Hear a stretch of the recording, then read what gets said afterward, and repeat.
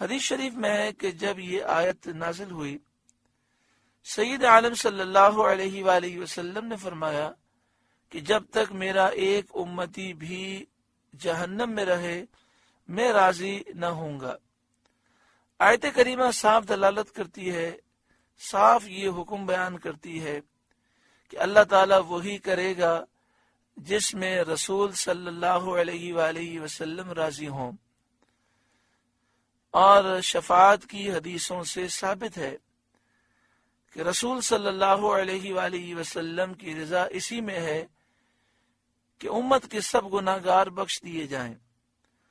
تو قرآن مجید فرقان حمید کی آیات اور احادیث سے قطعی طور پر، یقینی طور پر یہ بات معلوم ہوئی، یہ نتیجہ نکلتا ہے کہ حضور صلی اللہ علیہ وآلہ وسلم کی شفاعت مقبول ہے اور حسب مرضی مبارک امت کے گناہ گار بخشے جائیں گے۔ تو جس کا خاتمہ ایمان پر ہوا، حضور کی شفاعت کے صدقے میں بالآخر وہ جنت میں ضرور جائے گا۔ سبحان اللہ، کیا رتبہ عالی ہے! جس پروردگار کو راضی کرنے کے لیے تمام مقربین تکلیفیں برداشت کرتے اور محنتیں اٹھاتے ہیں، وہ رب اس حبیب اکرم صلی اللہ علیہ وسلم کو راضی کرنے کے لیے عطا عام کرتا ہے۔ اس کے بعد اللہ تعالیٰ نے ان نعمتوں کا ذکر فرمایا جو آپ کے ابتدائے حال سے آپ پر فرمائیں۔ الم یجدک یتیما فآوا، کیا اس نے آپ کو یتیم نہ پایا پھر جگہ دی؟ سید عالم صلی اللہ علیہ وآلہ وسلم اپنی والدہ ماجدہ حضرت آمنہ رضی اللہ تعالی عنہ کے پیٹ مبارک میں تھے۔ حمل مبارک 2 ماہ کا تھا کہ آپ کے والد صاحب نے مدینہ شریف میں وفات پائی اور نہ کچھ مال چھوڑا، نہ کوئی جگہ چھوڑی۔ آپ کی خدمت کے متکفل آپ کے دادا حضرت عبد المطلب ہوئے۔ جب آپ کی عمر شریف 4 یا 6 سال کی ہوئی تو والدہ صاحبہ حضرت آمنہ رضی اللہ تعالی عنہ نے بھی وفات پائی۔ جب عمر شریف 8 سال کی ہوئی تو آپ کے دادا حضرت عبد المطلب نے بھی وفات پائی۔ انہوں نے اپنی وفات سے پہلے اپنے بیٹے ابو طالب کو، جو آپ صلی اللہ علیہ وآلہ وسلم کے حقیقی چچا تھے، آپ صلی اللہ علیہ وآلہ وسلم کی خدمت اور نگرانی کی وصیت کی۔ ابو طالب آپ کی خدمت میں سرگرم رہے، یہاں تک کہ آپ صلی اللہ علیہ وآلہ وسلم کو اللہ تعالی نے نبوت سے سرفراز فرمایا، یعنی آپ نے نبوت کا اعلان فرمایا۔ تو فرمایا الم یجدک یتیما فآوا، کیا اس نے آپ کو یتیم نہ پایا پھر جگہ دی؟ اس آیت کی تفسیر میں مفسرین نے ایک معنی یہ بیان کیے ہیں کہ یتیم بمعنی یکتا اور بے نظیر کے ہے۔ یتیم کا ایک معنی ہوتا ہے یکتا، جس کا کوئی ثانی نہ ہو، جس کا کوئی مثل نہ ہو، جیسا کہ کہا جاتا ہے در یتیم، در موتی کو کہتے ہیں، در یتیم ایسا موتی جو یکتا ہو، جس کا کوئی مثل ہی موجود نہ ہو۔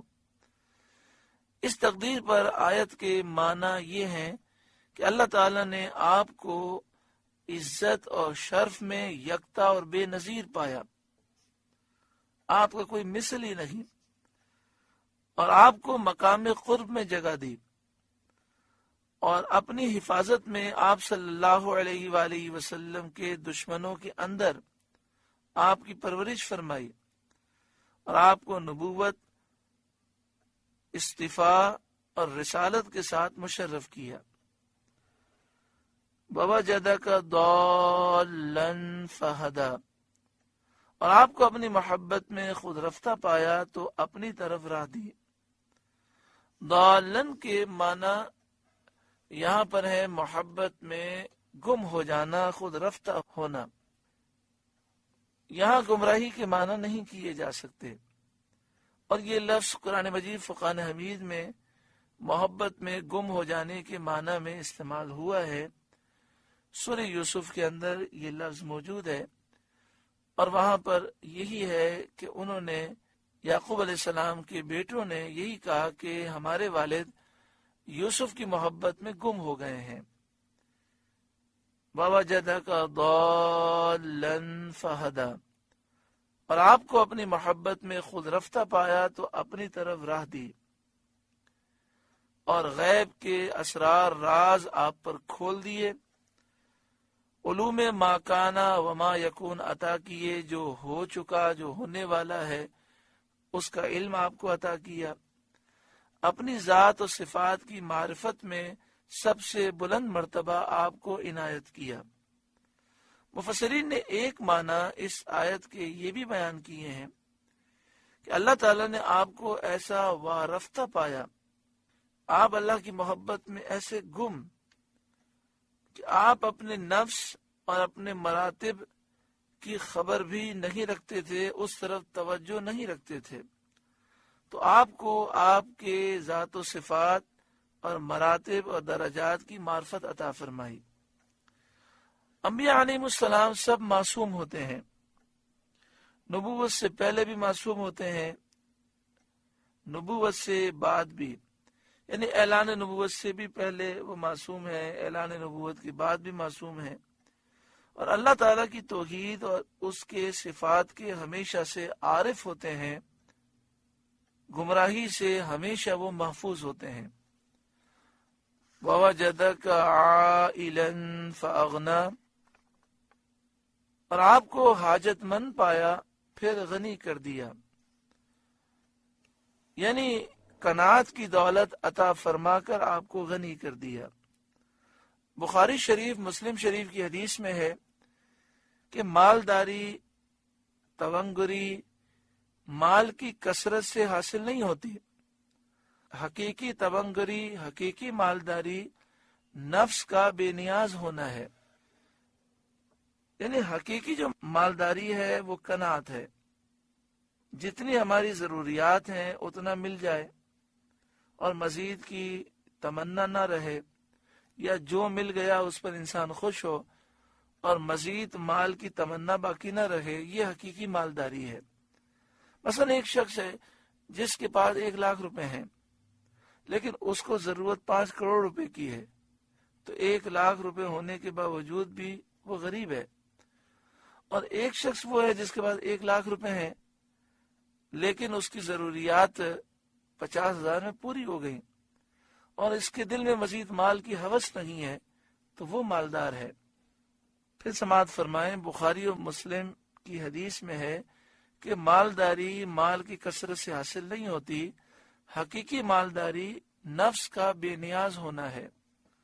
فَأَمَّا الْيَتِيمَ فَلَا تَقْهَرْ، تو یتیم پر دباؤ نہ ڈالو، جیسا کہ زمانے جاہلیت کا طریقہ تھا کہ یتیموں کو دباتے اور ان پر زیادتی کرتے تھے۔ حدیث شریف میں ہے، سید عالم صلی اللہ علیہ وآلہ وسلم نے فرمایا، مسلمانوں کے گھروں میں وہ بہت اچھا گھر ہے جس میں یتیم کے ساتھ اچھا سلوک کیا جاتا ہو، اور وہ بہت برا گھر ہے جس میں یتیم کے ساتھ برا برتاؤ کیا جاتا ہے۔ وَأَمَّا السَّائِلَ فَلَا تَنْهَرْ، اور مانگتا کو نہ جھڑکو، مانگنے والے کو نہ جھڑکو، یا کچھ دے دو یا حسن اخلاق اور نرمی کے ساتھ عذر پیش کر دو۔